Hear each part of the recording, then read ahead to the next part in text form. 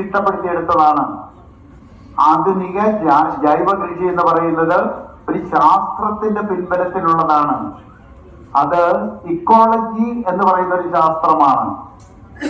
ആ ശാസ്ത്രത്തിനെ ബേസ് ചെയ്ത് മുന്നോട്ട് പോയിക്കൊണ്ടിരിക്കുന്ന ഒരു പദ്ധതിയാണ് ജൈവ കൃഷി.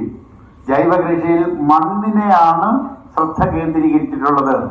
കാരണം വ്യക്തമായി മനസ്സിലാക്കിയ കാര്യം, നമ്മൾ നേരിടുന്ന സകല പ്രശ്നങ്ങളും സകല വിളകളിലെയും സകല പ്രശ്നങ്ങളും മണ്ണുമായിട്ട് ബന്ധപ്പെട്ടിട്ടാണ്.